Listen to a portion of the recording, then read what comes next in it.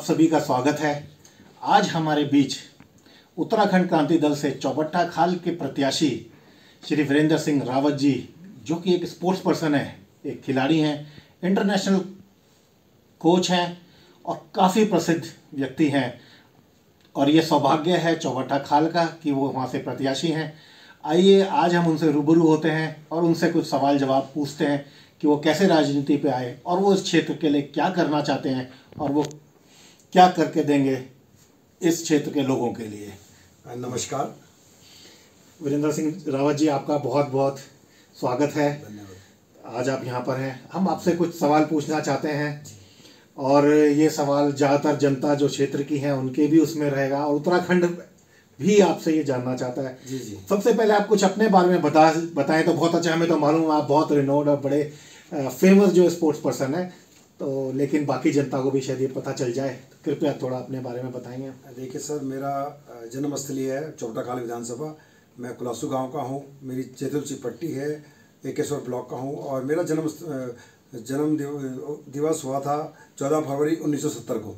और एक गरीब परिवार में मेरा जन्म हुआ, जहाँ 4 भाई 1 बहन। पिताजी फौज में थे, हमारे दादाजी ब्रिटिश गढ़वाल में थे और वहाँ से हम लोग, मैं 6 महीने का था। तो आपको एक सिर्फ वाक्य बताना चाहूँगा कि 6 में उस टाइम पे मेरी उंगली में ये फ्रैक्चर हुआ था। तो ये मेरी उंगली टूट गई थी। तो उस समय वैद्य होते थे, डॉक्टर नहीं होते थे।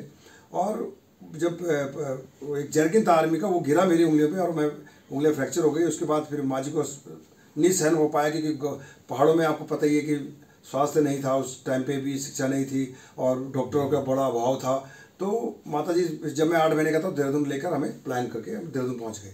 और क्योंकि संघर्षमय जीवन था और धीरे धीरे हमारे दादाजी जो ब्रिटिश गढ़वाल राइफल में थे, उसमें गोलकीपर थे, बेहतरीन, बहुत प्रसिद्ध खिलाड़ी रहे, अपना बहुत अच्छा नाम कमाया। अगर आप देखें तो भारतवर्ष की जो पार्लियामेंट में उनकी आज तस्वीर भी है। और जब कभी भी वो जीत के आते थे तो ढोल दमों के साथ उनका स्वागत किया जाता था अपने गाँव कुलासू गाँव में। और पूरे गढ़वाल में अपने जो चौबट्टा खाल विधानसभा में उनका नाम बहुत एक ज़माने में बहुत प्रसिद्ध था।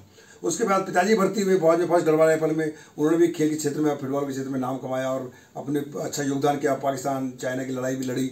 उसके बाद बड़ा भाई खेला।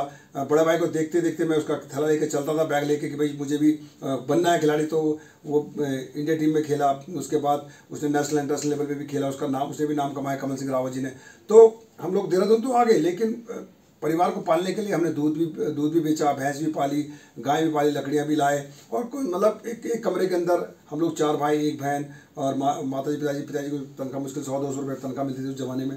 तो बड़ा संघर्षमय जीवन रहा। पर लेकिन हमारे माता पिताजी ने सिर्फ सिखाया है कि आप ईमानदारी से रहिए, सिर्फ आपको खेलना है, पढ़ना है और अपने जीवन को बनाना है। ये 3 सबक हमें सिखाए थे और ईमानदारी और ऑनेस्टी हमें सिखाई गई थी। तो बड़ा संघर्षमय जीवन रहा है और जीवन चलता रहा निरंतर। यही मेरे जीवन की कहानी है। और मैं धीरे धीरे वहाँ पढ़ता भी रहा, खेलता भी रहा। जब मैं 8th क्लास में था तो भाई धीरे धीरे करके उसमें फिर मैं डिस्ट्रिक्ट लेवल पे खेला, फिर स्टेट में खेला, फिर मैं 9th-10th में पहुंचा तो 10th में फिर मैं अंडर-16 नेशनल खेला। उसके बाद धीरे धीरे फिर 19 खेला। तो इस तरीके से एक जीवन में ब्रेक मिलता रहा, भाई को देख के भी और अपने प्रेरणा स्रोत बनते हुए आगे बढ़ता रहा।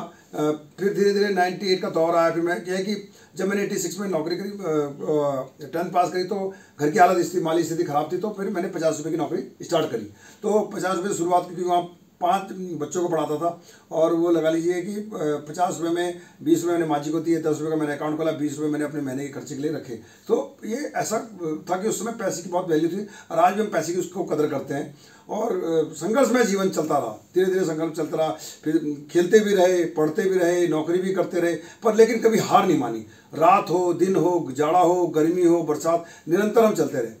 तो अभी उसके बाद हमने 10th किया, 12th किया, फिर BSc करी। अब जब BSc कर रहा था तो उस समय 94 का एक आंदोलन शुरू हुआ, राज्य आंदोलन का, आज दो, अभी तो उत्तराखंड राज्य दो। तो उस आंदोलन में हम लोग बढ़ चढ़ के हमने भाग लिया। उसके बारे में फिर मैं आपको डिटेल में बताऊंगा। पर एक खेल से रुझान रहा, खेलते रहे। फिर 98 में मैं स्टेट का रेफरी बन गया, फिर कोच बन गया। उसके बाद मैंने खिलाड़ियों को टीम में ले जाने लगा, वहाँ से अच्छे परिणाम आते रहे।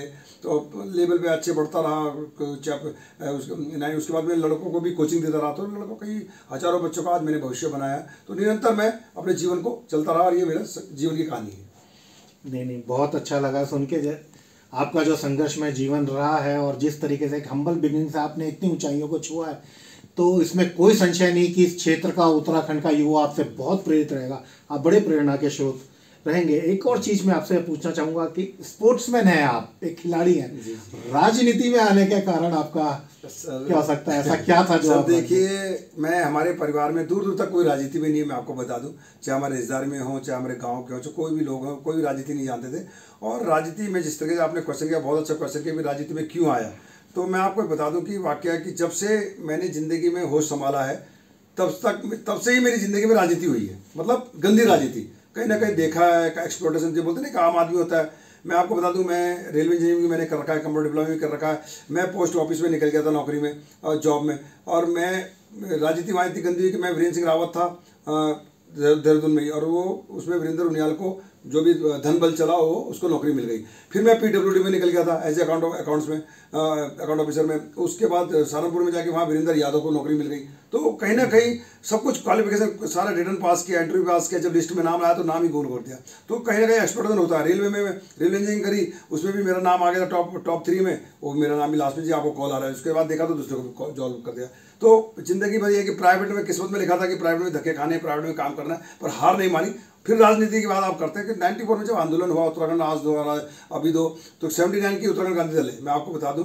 और उत्तराखंड क्रांति दल जिसने स्थापना करी और जिसने उत्तराखंड को नाम दिया, हमारे स्वर्गीय आदरणीय इंद्रमणि बडोनी जी। तो हम उनकी कहानियां सुनते थे बचपन में कि भैया उत्तराखंड क्रांति दल ऐसा कर रहा है, नाम दे दिया, उत्तराखंड बनेगा, राज्य बनेगा। तो हम छोटे युवा बच्चे थे। पर जब 94 का एक चरम सीमा पर आंदोलन हुआ, 94 में मुजफ्फरनगर कांड हुआ, हम धर्मपुर में रहते थे, सभी अति संवेदनशील एरिया था। और मेरी माता जी उनके साथ सुशीला बलोनी जी जो आंदोलनकारी हैं, उनके साथ कंधे से कंधा मिलाकर चलती थी। और हम उन माता जी को देखकर प्रेरणा स्रोत होते थे। उस समय हमारी उम्र 24 साल थी कि भाई हमने इस आंदोलन को लेना है, क्योंकि हमारा उत्तराखंड, क्योंकि हमारा अस्तित्व मिलेगा, हमारे गाँव का विकास होगा, हमारे अपने लोगों को मूल सुविधाएँ मिलेंगी। लेकिन बड़ा दुर्भाग्य है कि हमने उस आंदोलन में मैंने बढ़ चढ़ के भाग लिया, जब पुलिस की लाठी डंडे खाए, गोली खाई, बड़ी है कि अपने को बचाते रहे। पर जब मुजफ्फरनगर में हम लोग गए तो मेरे साथ रविंद्र सिंह रावत मेरा दोस्त था, पोलू, दोनों हम, वो मेरा जूनियर था, BSc कर रहे थे हम लोग। तो जब वहाँ पे वो कांड हुआ, जलता हुआ टायर वो जला रहा था, लोगों को धक्का दे, लोगों को पुलिस से कर रहा था। हमने भी कुछ पुलिसों के साथ, क्योंकि जब उन्होंने हमारी बहनों के साथ, हमारी माताओं के साथ अस्मिता से खिलवाड़ किया तो हमें बड़ा दुख हुआ। पर लेकिन उसी समय जब हम लोग एजिटेशन, तब हमें क्रोध आया युवाओं को, तब हमने एजिटेशन किया वहाँ पे। और उसके बाद ही वहाँ एक उस पोलू ने मुझे धक्का देके कि भाई तुम जाओ वीरू भाई। तो मुझे आज उस सीन को देखकर रोना बहुत आता है कि आज भी उस सीन में मैंने अपने दोस्त को खोया, इतनी सादतें हुई, लेकिन वो तो और कभी नहीं भूल सकता कि आज हमने उत्तराखंड बनाया। लेकिन आज उत्तराखंड की क्या स्थिति है, आज 21 साल हो गए। उस उत्तराखंड के तौर को देख के मेरी रूह कांपती है। 3 दिन में गन्ना भूखे प्यासे गन्नों के खेतों से कि कैसे लोगों के साथ वो लाशों को, आप लोग कहते हैं कि पहले साथ, मैं कहता हूँ हजारों सादतें हुई, उनको गन्नों के खेतों में दफनाया गया, उनको कहीं ना कहीं गोबरों के उसमें ढेर में दबा दिया गया, जला दिया गया। तो ये बड़ा वो सीन देख के रूह कांपती कि हमें मिला क्या इस उत्तराखंड को, इस उत्तराखंड के लिए हमने इतनी संघर्ष किया, लेकिन हम लोगों ने उस उत्तराखंड के लिए सादत दी, बलिदान दिया, और आज हमने उसको निर्माण किया। हम फिर अपना चलते रहे, लेकिन आज उत्तराखंड को हमने, उसके बाद आंदोलन एजिटेशन हुआ, आज दूसरी पार्टियां कहते हैं कि हमने बनाया, लेकिन नहीं, उत्तराखंड क्रांति दल उसका मेन मुख्य धार था और उसमें ही हम लोग कंधे से कंधे मिलाकर चलते रहे। पर लेकिन हम उसके बाद हम 2009 नवंबर 2000 को हमारा उत्तराखंड बना और अस्तित्व में आया। लेकिन मैं अपने खेल के साथ चलता रहा, खेल के साथ साथ, जिस तरह से आपने राजनीति की बात करी, मैं खेल के साथ चलता रहा, खेल भी खेलता रहा, लेकिन मेरे साथ खेल में भी खिलवाड़ किया गया। मेरा एक सपना था कि मैं इंटरनेशनल लेवल पे कोच बनूं, इंटरनेशनल लेवल पे रेफरी बनूं, लेकिन जो मेरा पीक टाइम था 98 से लेकर 2008-10 तक, पर उस समय इन लोगों ने मुझे आगे नहीं बढ़ने दिया। और उसकी वजह से कहीं ना कहीं राजनीति, चाहे कांग्रेस की सरकार रही, चाहे BJP की सरकार रही, उन लोगों ने मेरे खिलवाड़ किया। मैं आपको, मेरे पास सबूत है, हरीश रावत जी के पास जो मुख्यमंत्री रहे, नारायण दत्त तिवारी जी रहे, निशंक जी रहे, विजय भोगड़ा जी रहे, आपके त्रिवेंद्र सिंह रावत जी रहे, उन सभी को, जितने भी मुख्यमंत्री हैं, मैंने सबको करस्पॉन्डेंस दिया कि सर खेल नीति ऐसी होनी चाहिए, सर ऐसा ये होना चाहिए, सर ऐसा एक्सप्लोरेशन हो रहा है, सर फुटबॉल, मेरा राज्य खेल फुटबॉल है, इसका विकास होना चाहिए, और ऐसे ऐसे खेलों में ये होना चाहिए। पर लेकिन उन्हें हमेशा मेरी बातों को अवॉइड किया, नकारा, और हर चीज़ में, हर जगह मुझे एक्सप्लोरेशन किया। इस खेल के लिए मैंने नौकरी छोड़ी, कर्ज लिया, जेल गया, 15 बार घायल हुआ, और जमीन तक बेच दी। और उसके बाद मैं, आज भी मेरा एक्सप्लोरेशन लोग कर रहे हैं, लेकिन मैंने उसको देखते हुए जब देखा कि भाई मुझे एक प्लेटफॉर्म नहीं मिल पा रहा, पर फिर भी मैंने अपने बलबूते पे बच्चों का भविष्य बनाया, खिलाड़ियों का, कोचों का, रेफरियों का। आज मेरे बच्चे भारतीय टीम में भी खेल रहे हैं। आज मेरे बच्चे गढ़वाल राइफल में, कुमाऊं राइफल में, FCI में, ऑडिट में, इनकम टैक्स में, एयरफोर्स में, सभी डिपार्टमेंट में बड़े बड़े पदों में आज विराजमान है। तो मुझे खुशी होती है कि मैं उनको निःशुल्क, निस्वार्थ भाव से आज मैं उन बच्चों को ट्रेनिंग देकर उनको उनका भविष्य बना रहा हूँ। तो आज राजनीति में आने की आप जिस तरीके से आपने बात करी, तो राजनीति में यही जब एक्सपोर्टेशन ज़्यादा हुआ तो 2 साल से कोरोना काल था।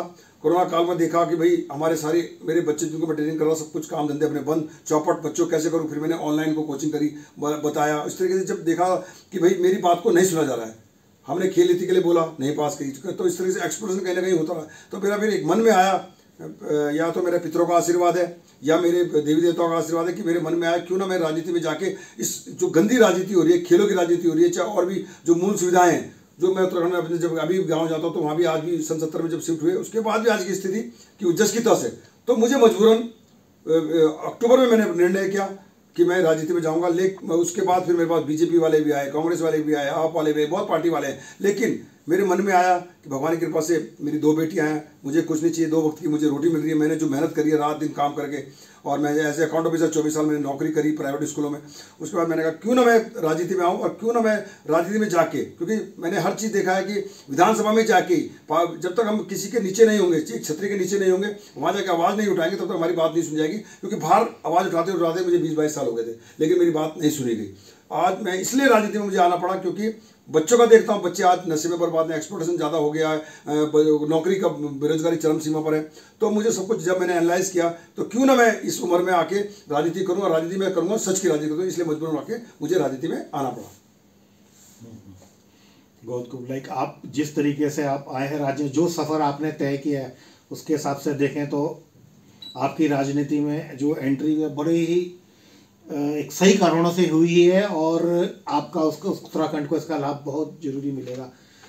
एक और चीज़ आपसे पूछना चाह रहे थे, जैसे आपने बताया कि स्पोर्ट्स और यूथ से रिलेटेड, कि आप जो यंगर जनरेशन है, जो यंग लोग हैं, उनको, जो एल्डरली और जो हमारे वरिष्ठ नागरिक हैं, जो सीनियर सिटीजन्स हैं गांव में, और जो महिलाएं हैं, या उससे उनके संबंध में क्योंकि आप पूरे अपने क्षेत्र से वाकिफ़ हैं, आपके मन में कोई प्लान है, कुछ है कि आप किस तरीके से वो करना चाहेंगे?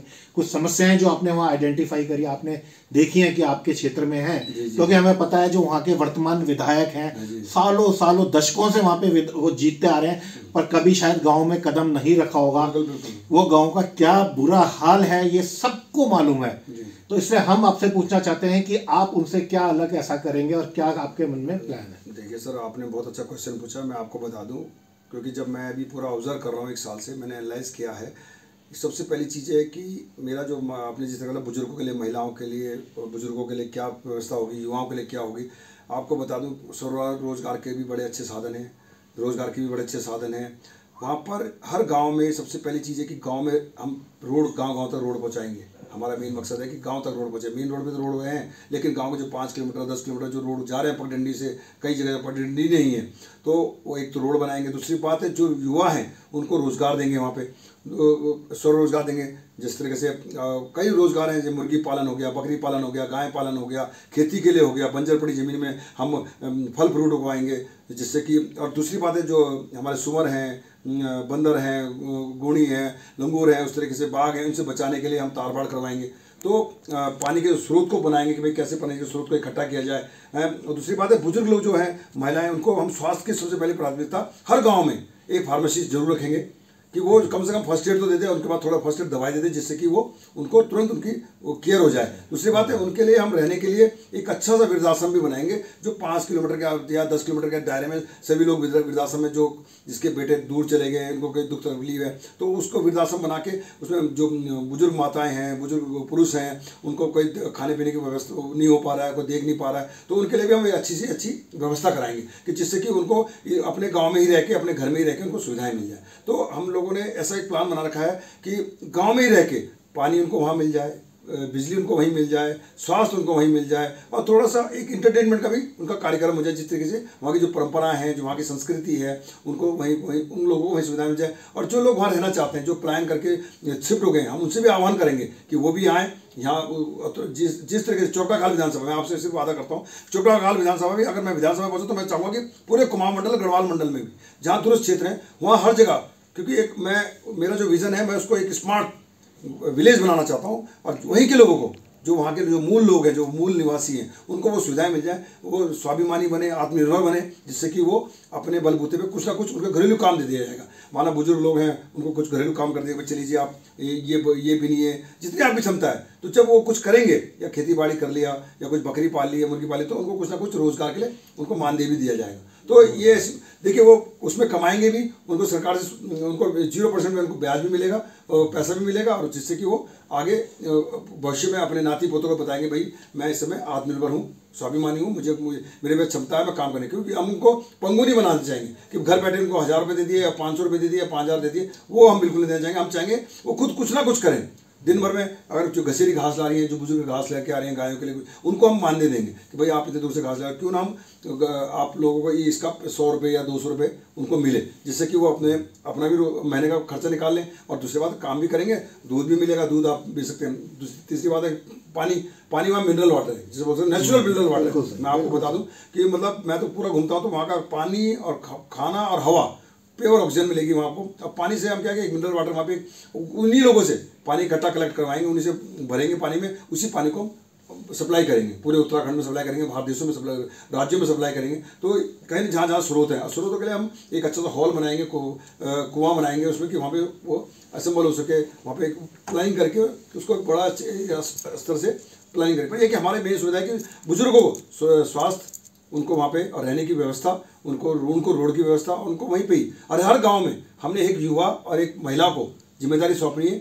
वो यूकेडी का प्रतिनिधि होगा, प्रधान से हटकर वो हमें रिपोर्ट देगा हर महीने। उस गांव के लिए हम डेवलपमेंट के लिए हर एक पॉलिसी बनाएंगे कि भाई वो कंप्लेन हमें देगा, भाई क्या रिक्वायरमेंट है उस गाँव के, तो उस गाँव को हम जरूर वो चीज़ें, आवश्यकता जो चीज़ें हैं वो उनके गाँव तक पहुँचाएंगे।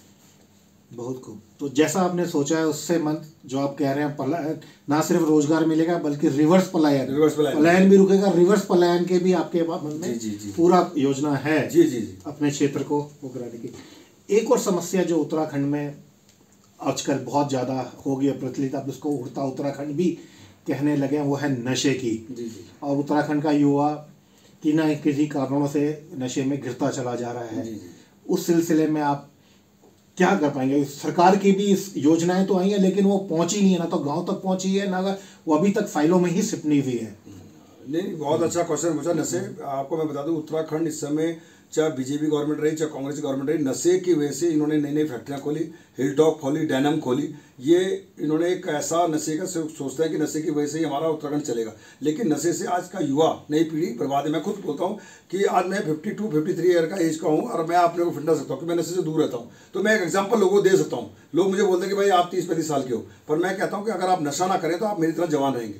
तो मैं सिर्फ इतना मैसेज देना चाहूँगा, हमारा जो नशे का जो प्लान होगा कि जो गाँव में जो नशा कर रहे हैं, सबसे पहली चीज़ उनको मॉडिफाई किया जाएगा, उनको मोटिवेट किया जाएगा, उनके लिए सेमिनार किया जाएगा कि किस तरीके से आपको नशे से बचना है। उनके लिए एक नशा मुक्ति केंद्र खोला जाएगा। वहाँ पे हर गांव में जितने भी लोग हैं एनालाइज करके उनको सारी सुविधाएं दी जाएंगी।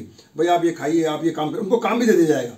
अगर जब आदमी काम करेगा, जब ज़्यादा कोई भी एक्टिविटीज़ करेगा, या स्पोर्ट्स करेगा, या कोई काम करेगा, घरेलू काम करेगा, थक जाएगा, टायर्ड होगा, तो नशा करेगा नहीं, खाना खाएगा, सो जाएगा। तो हम उसको नशे से बचाने के लिए कुछ ना कुछ ऐसी वो स्कीम बनाएंगे, पॉलिसी बनाएंगे, जिससे कि वो नशा ना हो। क्योंकि इस समय उत्तराखंड चरम सीमा पर नशे में है। 21 साल से नशे ने पूरे युवाओं को बर्बाद कर दिया है। हम खुद बोलते हैं कि हमारे कोई साथी खिलाड़ी नशे में इतने बर्बाद हो गए, कोई सूंघने वाला, कोई पीने वाला, पता नहीं कैसा नशा पहाड़ों में पहुंच चुका है। अगर आप पहाड़ों में जाके देखें तो पूरे नशे में ही सूर्यास्त होता है और पहाड़ी मस्त हो जाता है। ये एक स्लोगन इन लोगों ने, राज्य की पार्टियों ने बना दिया है। तो हमारे, और अभी भी मैं आपको बात करूँ, चुनाव के टाइम में भी इस समय नशा ही और पैसा ही चलना है। हमारे पास इतना नहीं कि हम इस नशे से लोगों को बर्बाद करते हैं। हमारा मेन मकसद है कि हम युवाओं को, नई जनरेशन को, क्योंकि हमारी पीढ़ी को ये खत्म करने वाले हैं, उत्तराखंडी जो पीढ़ी है और नई जनरेशन को उनको खत्म करने हैं। तो नशे के लिए हमारी स्कीम होगी, गांव-गांव में नशा मुक्ति केंद्र खोला जाएगा, वहीं पे उनको असेंबल किया जाएगा, उनको वहाँ मोटिवेट किया जाएगा। प्रोसेस लगता है शुरू में 2 महीने, 6 महीने, साल भर लगेगा उनको मॉडिफाई करने में, मोटिवेट करने में। तो पर फिर भी हमारी पूरी कोशिश रहेगी कि अच्छे से एक्सपर्ट वहाँ पे लेके जाएंगे, उनको नशे से दूर करवाएंगे, उनको कुछ ना कुछ संसाधन देंगे, जिससे कि वो रोजगार करें, स्वरोजगार करें, कारपेंट्री कर लें, या बिजली का काम कर लें, या प्लम्बिंग का काम कर लें, मतलब कुछ ना कुछ नाई का काम कर लें। तो उनको कहीं ना कहीं अगर व्यस्त रखेंगे, कुछ शाम को उनको इनकम भी होगी, तो ऑटोमेटिकली वो बिजी भी रहेंगे और नशे से दूर भी रहेंगे। तो ये हमारा एक मोटो है, और उनको मोटिवेट करने के लिए, नशे के लिए हम उनके हेल्थ पे ज़्यादा ध्यान देंगे। बहुत बढ़िया, बहुत बढ़िया। अभी आखिर में आपसे पूछना चाहूँगा कि चुनाव की आपकी क्या तैयारी चल रही है, क्योंकि आपके जो सामने खड़े हैं वो एक ऐसे प्रत्याशी है जो दशकों से वहाँ पे हैं, वो या उनका परिवार। हालांकि ना तो वो, जैसे हमने पहले कहा कि ना तो वो कभी जाते हैं वहाँ क्षेत्र में, ना वो क्षेत्र का कुछ विकास कर पाए हैं, ना ही किसी योजना को धरातल पे ठीक से उतार पाए हैं। आप चुनाव के लिए किस तरह की तैयारी देखिए सर, कर रहे हैं? बहुत अच्छा क्वेश्चन है। और इस समय चुनाव का दौर भी है और दिन भी बहुत कम रह गए हैं। 14 फरवरी को चुनाव है, जिस दिन मेरा जन्मदिवस भी है। और मुझे बड़ा सौभाग्य है कि मैंने 14 फरवरी 2021 में ही उत्तराखंड क्रांति दल की सदस्यता ली थी और पार्टी ने मुझे पर विश्वास किया।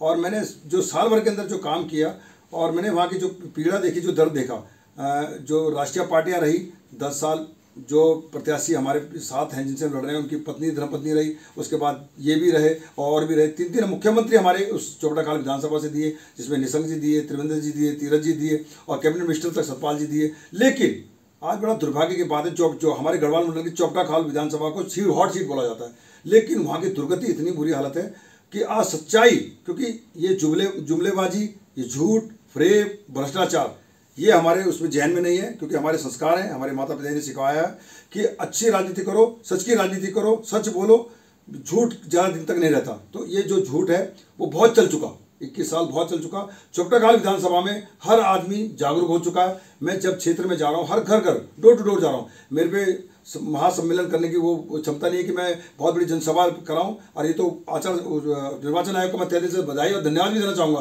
कि उन्होंने जो ये आचार संहिता के जो नियम बनाए कि 4-5 लोग या 5 गाड़ी से आगे चले जाएं, तो हमारे तो सौभाग्य की बात है कि कुछ नियम इतने अच्छे बनाए। पर मैं उनसे भी ये कहना चाहूँगा निर्वाचन आयोग कि प्लीज़ जो ये नशा चलेगा, जो ये पैसा चलेगा, उसमें भी रोक लगाया जाए और उनको कटघरे में भी बचाया जाए। पर हमारी जो प्लानिंग है चौबटाखाल विधानसभा की, मैं आपको बता दूं कि हमारे विधानसभा के जो भी विधायक रहे हैं पहले और वर्तमान में भी अभी उनको दोबारा टिकट मिला है, लेकिन उनकी आज लहर खत्म हो चुकी है। क्योंकि कुछ मोदी की लहर थी, मोदी की लहर की वजह से 2014 में भी जीते, 2017 में भी जीते, लेकिन अब मोदी लहर खत्म हो चुकी है।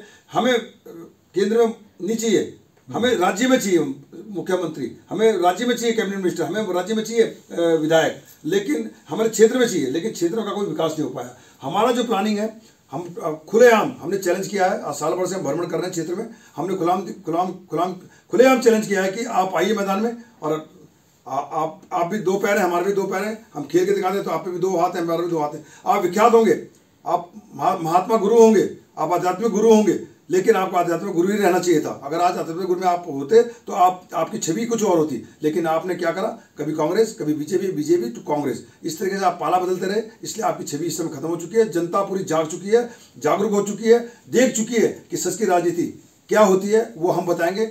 भू माफिया को जो जिस तरीके से हमारे चौबटाखाल विधानसभा में चरम सीमा पर, वहाँ पर खनन माफिया वहाँ पहुँच चुके हैं, वहाँ पे रिजॉर्ट्स खुल चुके हैं, वहाँ पे बहुत बुरा हाल हो चुका है हमारे चौबटाखाल विधानसभा का। गांव का आदमी हमेशा बेचारा त्रस्त हो गया, नेता हमेशा मस्त हो रहा है। तो ये बड़े दुर्भाग्य की बात है। हम एक ज़मीन से जुड़ा हुआ मैं आदमी हूँ, मैंने गरीबी देखी है और मैंने हर आदमी की पीड़ा भी देखी है। और उस पीड़ा को मैं देख कर मैं आपसे वादा करता हूँ, मैं जो कहूँगा वो करूँगा। मैं ये नहीं मैं झूठ करूंगा, जुमलेबाजी करूंगा। मैं सच की राजनीति करने आया हूं, मुझे कुछ नहीं चाहिए। मैंने साफ घोषणा पत्र में भी लिखा है, मैंने स्टैम्प पेपर में भी लिख के दिया है कि जो 3.5 लाख रुपए जो तनख्वाह मिलेगी वो मैं जरूरतमंद लोगों को दूंगा, जो तनख्वाह मिलती है विधायक को। और 4 करोड़ जो साल का विधायक निधि मिलती है वो भी जेन्युइन तरीके से लगेगी, जो जहाँ जिस क्षेत्र को जरूरत है उस क्षेत्र में लगेगी, ना कि और खुल के सारी किताब पूरे 5 साल आपको दिखाई जाएगी इस विधायक ने इतना पैसा लिया, इतना पैसा आपको बांटा है, इतना पैसा लिया है, इतना पैसा उसके पास है। मैं आपसे वादा करता हूँ कि मुझे कुछ नहीं चाहिए, मुझे जनता का विकास चाहिए, अपने गाँव का विकास चाहिए, अपने पहाड़ का विकास चाहिए। ये मैं आपसे वादा करता हूँ।